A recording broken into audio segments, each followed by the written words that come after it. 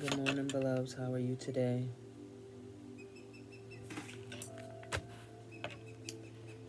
Um,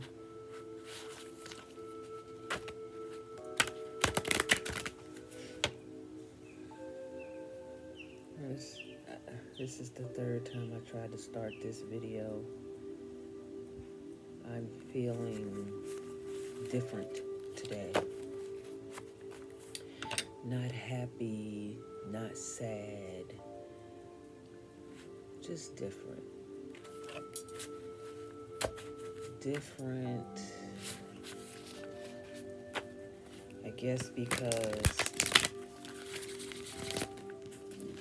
I'm realizing that I'm in a holding pattern.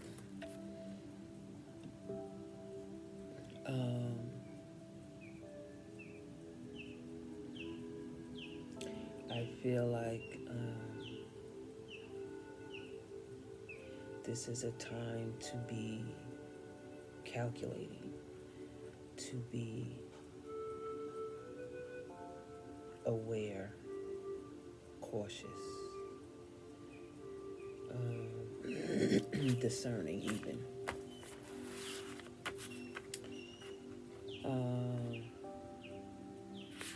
I have been asking myself questions as to, I guess, why are you doing this, Noteworthy? Why are you doing this?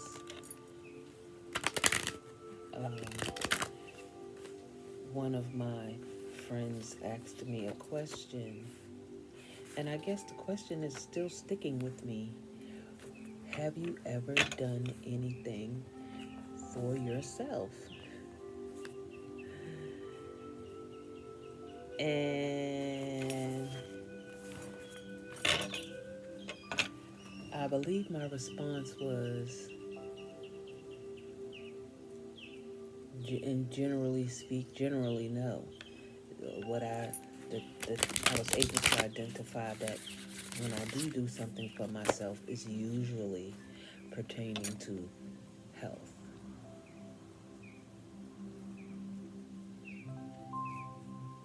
It's usually pertaining to health. So,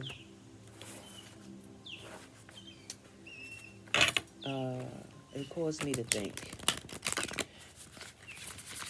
So if you never really do anything for yourself, if everything you do, if everything I do, this is what I'm saying to myself, if everything I do is for someone else to led to better something or someone else, what's the difficulty, the problem with doing it for yourself?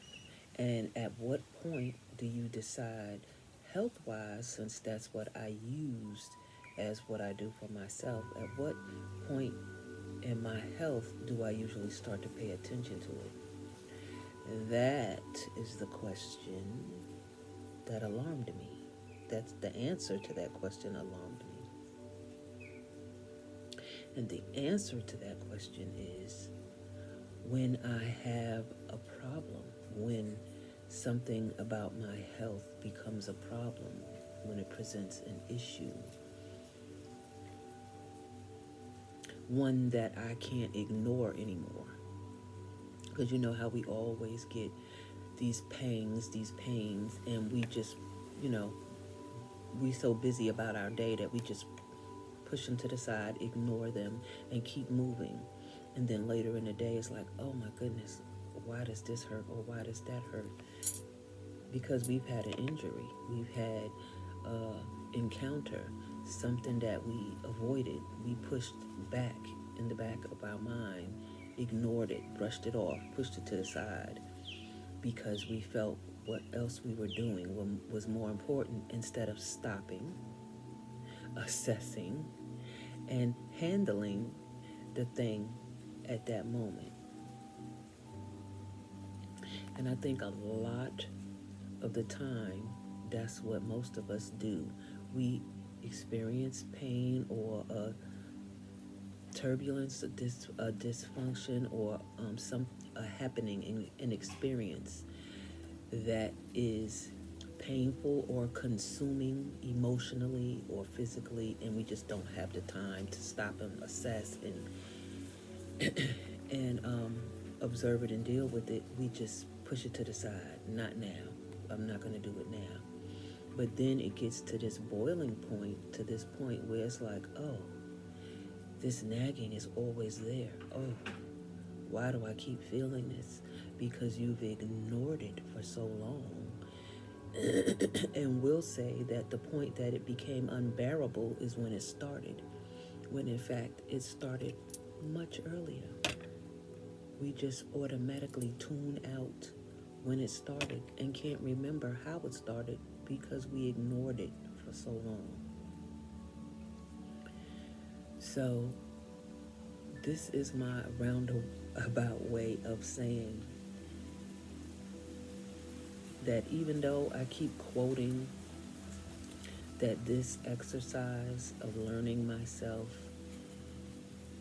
is not just for myself, it's for others, it's something I'm doing for myself.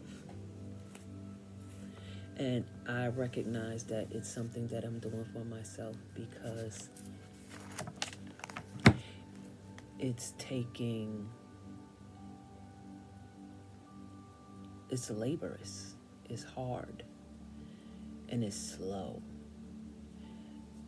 And when I'm doing something for others, I'm in there, I'm on it. But when it's down to me, up to me, not so much. It's like, eh. And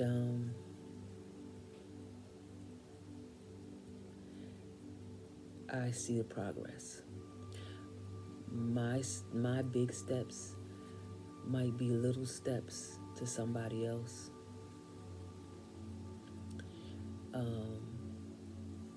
My growth is great,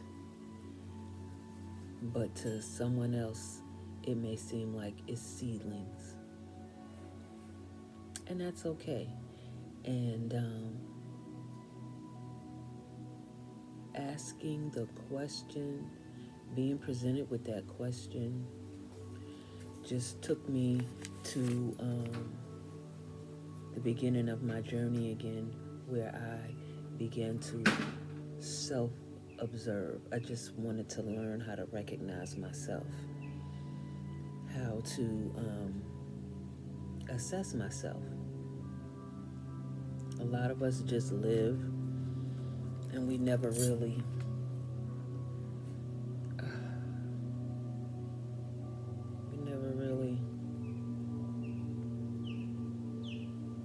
think about what we do. We just do what we do.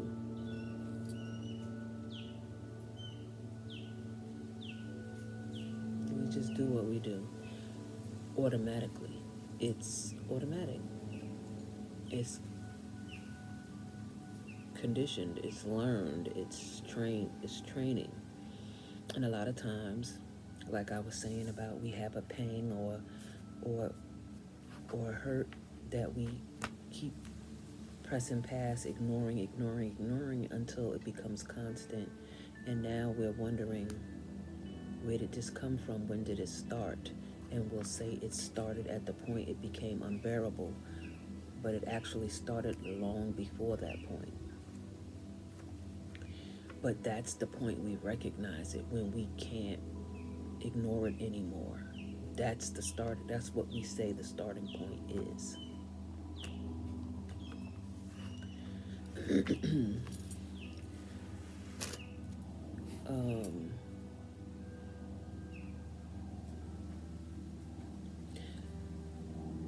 Which means there's something we've been putting to the side, like I said before, ignoring, casting away.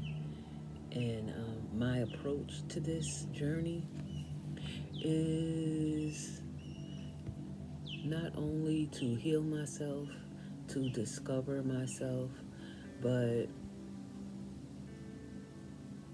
to have healthier relationships with family, with people, uh, business partners, lovers, to change the dynamic of my understanding of myself and my relationships, to have an authentic understanding and relationship with myself before I have one with someone else, I guess, in a nutshell. To, to have an authentic relationship with myself first before I have one with someone else. And I'm at this point where I seem to be a little stuck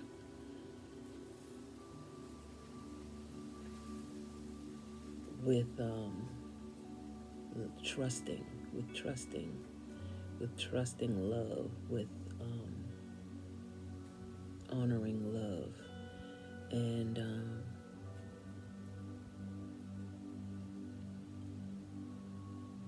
the divine. And when I say divine, I mean God, I mean spirit. God is spirit, spirit is God.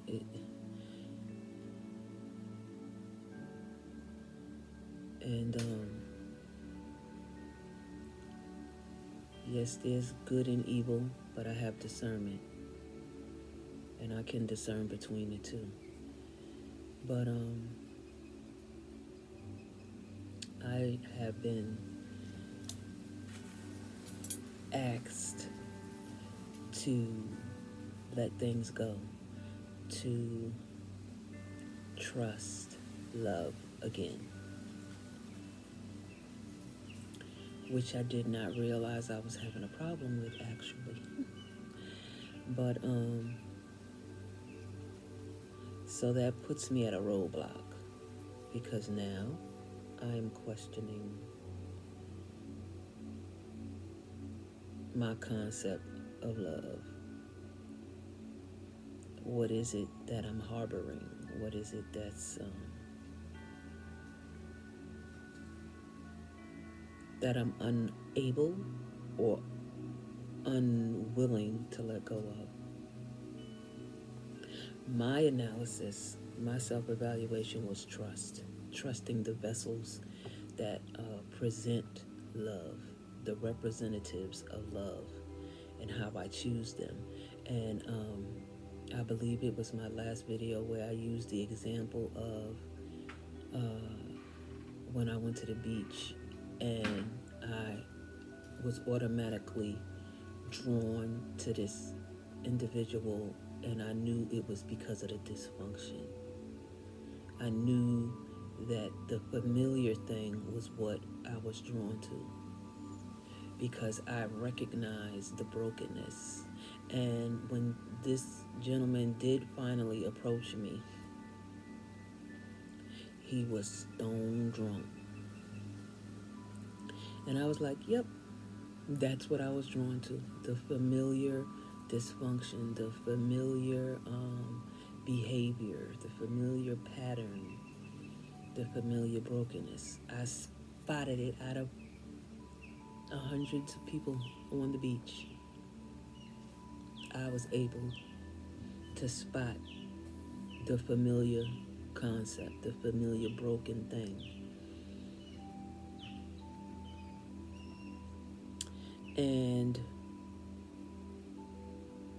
like I said previously in some other videos, the SOS. That time, I didn't take it as their SOS. I took it as a warning to myself, my SOS, that, oh, okay, this is a warning to me.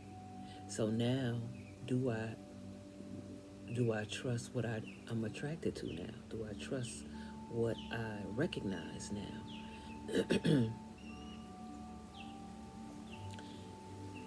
And the minute love starts feeling like a chore, I'm not interested. I shouldn't have to, it shouldn't have to be laborious. Love's not always easy.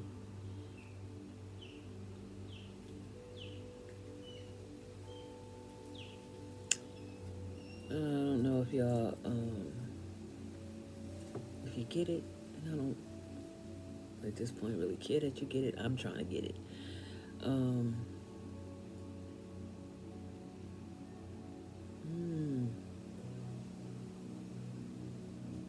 I would just say I'm at a standstill right now, trying to trust what I see as love. The vessels that present love to me, or attempt to present love to me.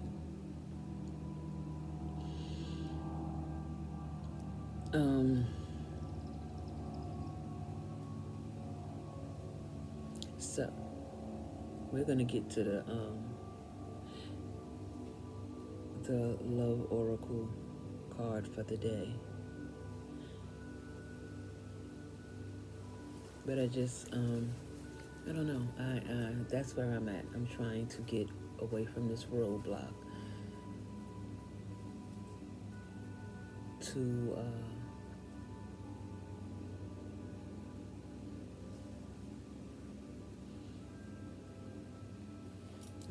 I guess my faith is shook too, because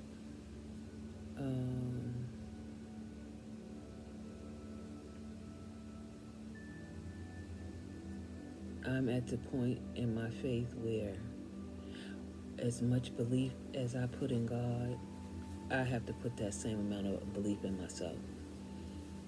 That's just where I'm at. I have to trust me and have faith in me as much as I have had or placed in God.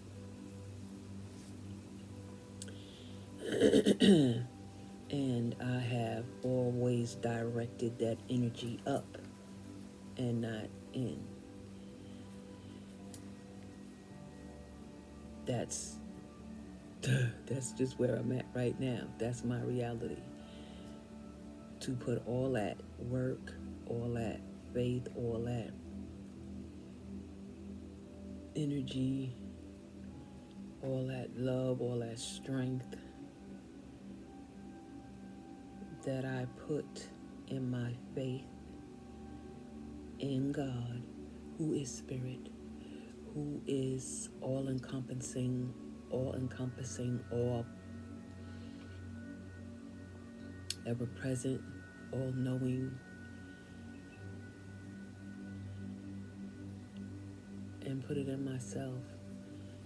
Because if I truly believe that I am him and he is me, now I need to stop directing that energy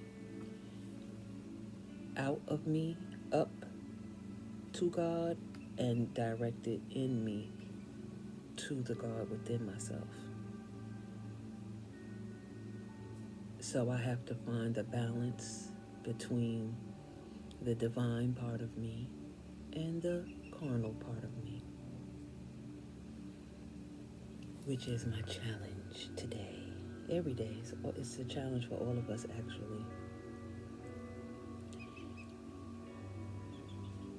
So that's where I'm stuck at. I mean, and I know when you're seeking balance, and we're talking about spirit, and we're talking about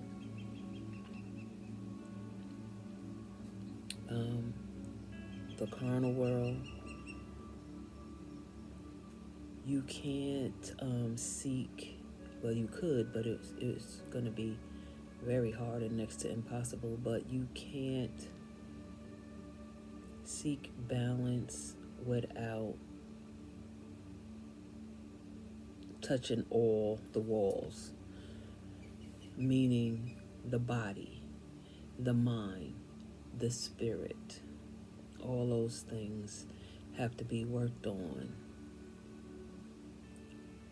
maintained, nourished, protected.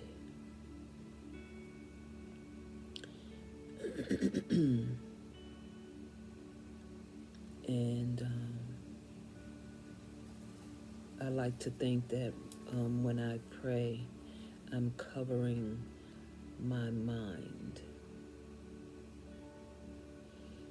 I believe that when I'm meditating, I'm listening to God, I'm listening to Spirit. And when I pray, I'm talking to God, I'm talking to Spirit.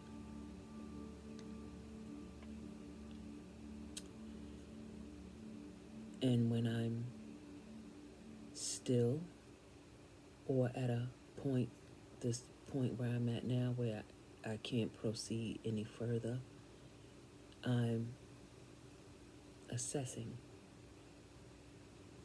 what I've spoken and what I've been given. My reply, what I've prayed and what my replies were. So I guess that's the state that I'm in now, trying to assess between what I've expressed to God and what has been expressed back to me. Now I'm assessing it. Do I trust it? Do I believe it? And if I move on it, how will I move?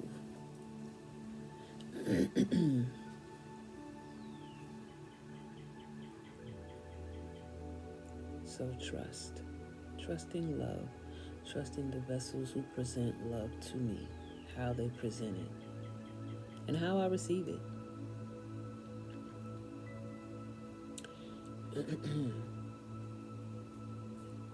And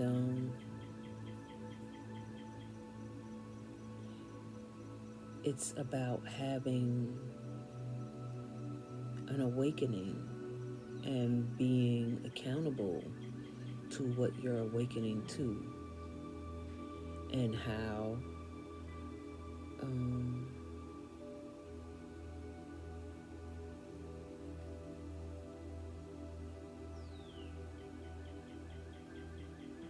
if you're going to fix it, or are you going to perpetuate it.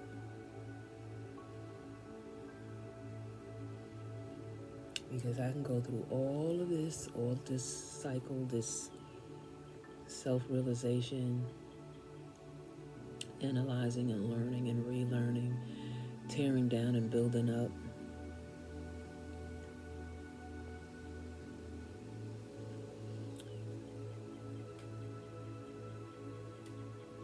But then I have to apply it, and I have to apply it to the point where it becomes a new conditioning, a new system, a new natural response.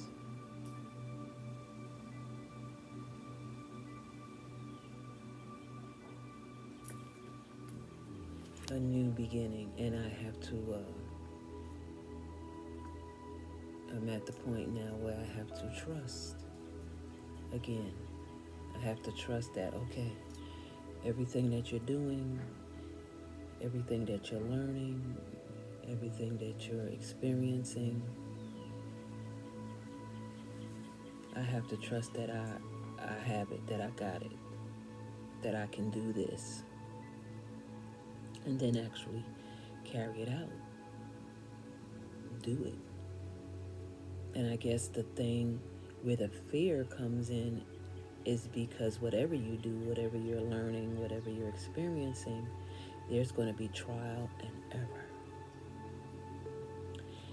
And I just want to be certain that I'm strong enough, that I'm resolute in my own self, my own self-worth, my own ability, my own strength. Can I be my own cheerleader?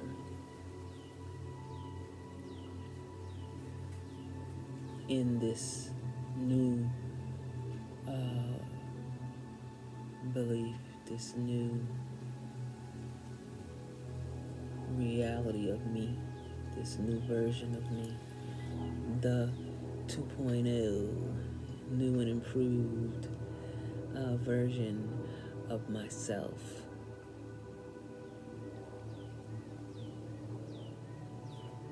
And stop thinking about you guys, the people outside of me. What's gonna be their reaction? How will they respond, if they will respond? And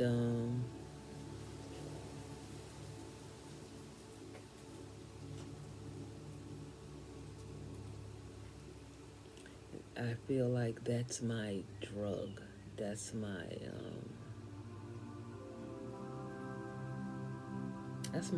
kryptonite, and I know it's part of my conditioning from dealing with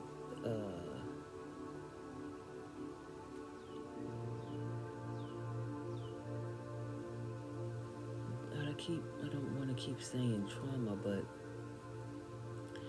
just being on survival mode all the time,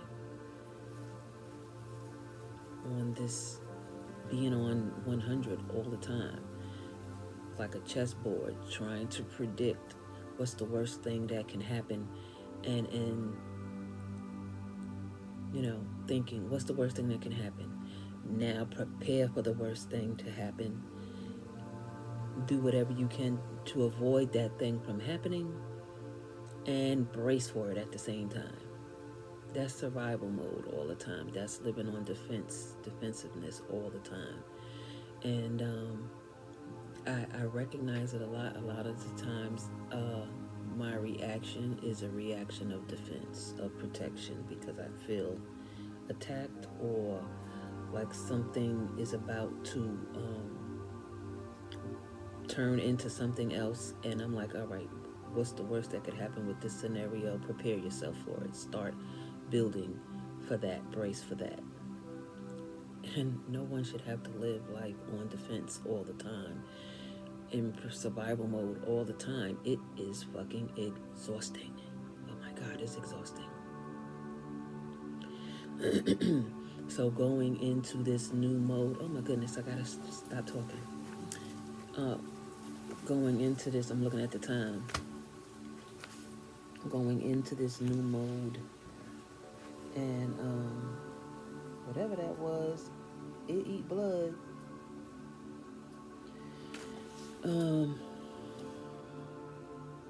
Where I have to defend myself all the time. So I just need to learn how to trust me, trust this process that I'm going through, the awakening that I have had and am having, and trust my response to it, and to have faith in myself that this is what's most needed. That I am recognizing my weaknesses, and recognizing them, and correcting them makes me more vulnerable, but it also builds my strength at the same time to be able to recognize it and face it and change it.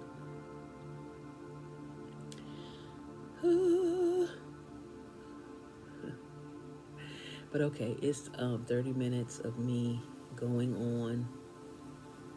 I hope it wasn't in circles. But now we're going to do the Rumi Oracle love card for the day. Yay!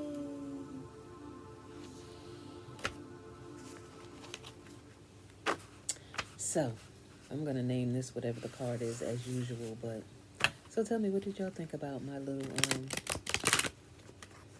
share for the day? But that's just where I'm at for right now. hope I'm expecting to go through this quickly. This process, this transition right here, this season. Since we are officially in spring. So I know there's a lot of things coming up. And we're going to see. The card today is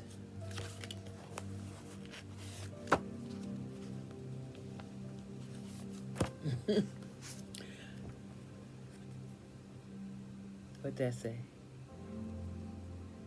The right choice. The right choice.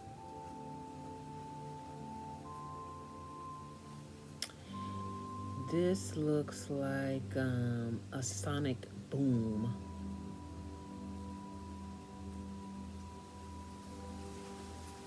That's what this looks like, a sonic boom, a vibration, an energy that comes from a soul source.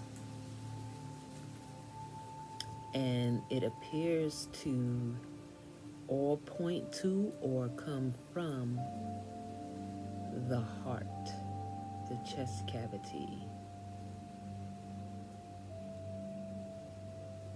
And then there's these two orbs above. You see wings. There's a few other orbs.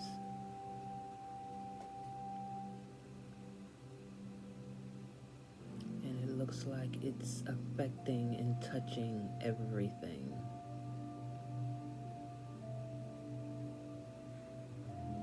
And everything it touches, it affects, and it becomes, they all become the same. They all become one.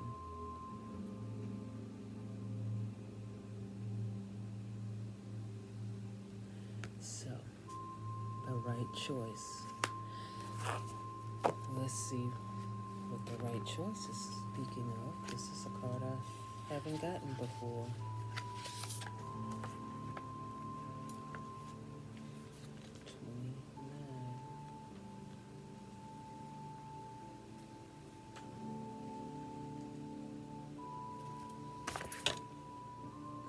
The right choice. Stay close to those who know about the heart. Choose the shade of a tree that is in constant bloom. Don't meander aimlessly among the herb sellers and potion vendors. Go directly to the shop that sells nothing but sweets. Don't sit waiting by every boiling pot to have your plate filled. Not every boiling pot is cooking what you want. Not every sugar cane is filled with sugar. Not every down has an up. Not every eye has vision. Not every sea contains pearls.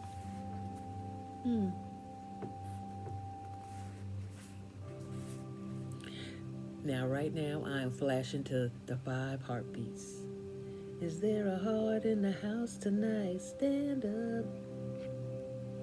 Okay, it says, within you, I recognize my most trusted friend.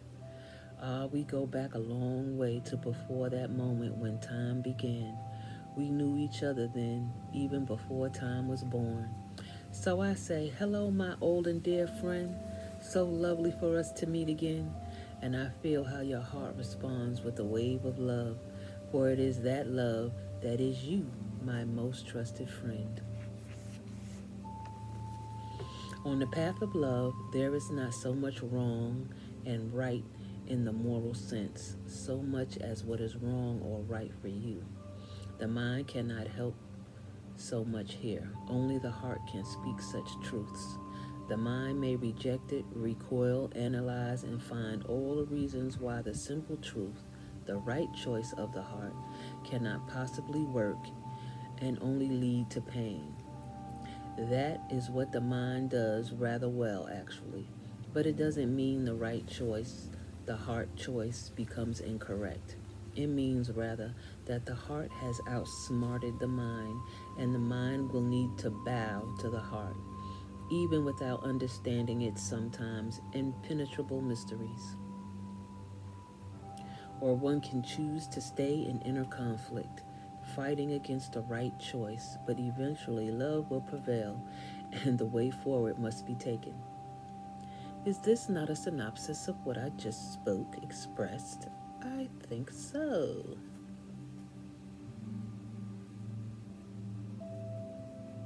That is what the mind does rather well, actually, but it doesn't mean the right choice, the heart choice, becomes incorrect. It means rather that the heart has outsmarted the mind, and the mind will need to bow to the heart, even without understanding its sometimes impenetrable mysteries. Or one can choose to stay in inner conflict, fighting against the right choice, but eventually love will prevail, and the way forward must be taken. Hmm. Sounds like that's my conundrum. So, can you give up what you have planned, believed, or decided? Let the heart wisdom that silently and constantly broadcasts its pure and true intention into the fertile womb of the universe lead the way instead. Did I just not say I got to trust the love? Trust the love. Not only the love, but my love, my heart. I have to trust my heart. It will lead you along the right path to the right house where sits the right master for you. He grabs you in a bear hug and gently whispers into your ear, "What took you so long? I've been waiting for you since the day you were born. Now we are together. It is time for us to play." Okay, that's cool. Now it's time to play. All right, let's play. It is said that one man's meat is another man's poison. To base your choices on what others have chosen for themselves may end up killing you. That's right. Better to take your risk on the angel of your own heart, wise as that being is, and dance to your own heart rhythm instead. There may be fear if others seem to be dancing different steps, but beloved, you know that is just because every heart has its own unique rhythm, and yours doesn't want to waltz so much as to tango. So why not allow it to be thus, without fear or doubt? This oracle comes with a message for you. In your heart, you know what holds meaning for you. You may or may not have a grand vision to go along with the meaning as yet, but deep within, you know what is without value and what holds a value for you. You were born with those values intact in your heart, and whatever confusion has arisen for you along the way is just where the values of others have transfused into your own blood. It is time for a transfusion of holy light into that blood to be cleansed and purified, restored to its integrity, and filled with passion for what is rightfully yours, your unique passion and purpose. If you have been concerned about your path and what steps to take next, this oracle comes as an omen of good things headed your way: clarity, reassurance, truth, and revelation. Don't hold on to a belief system or vision if it appears to be tossed on its head. Let things go the way they will, and good fortune will prevail for you. The vision might actually have been upside down all this time and suddenly able to right itself and be born for you if allowed to topple. Or perhaps there is a more fulfilling version of your vision lurking in its remnants to be scooped up by your soul with his hawk vision and eagle deftness. Trust that if you are being drawn away from a tantalizing sweet shop, sweet shop.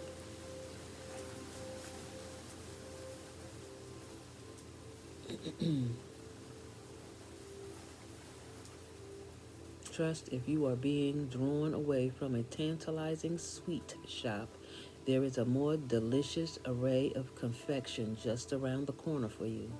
So, yes, have your tantrum if you must, but you will be sheepish soon when you realize the hand of the great beloved that removes is the same hand that bestows even greater gifts. Okay, and that summed up everything I just took 30 minutes to express.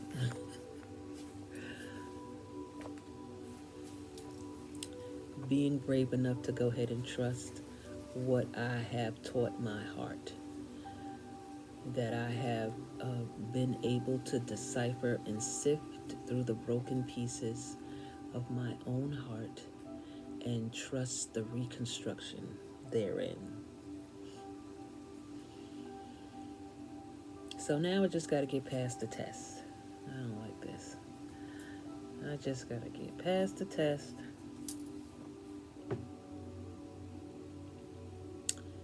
Of this new construction. I'm a new building.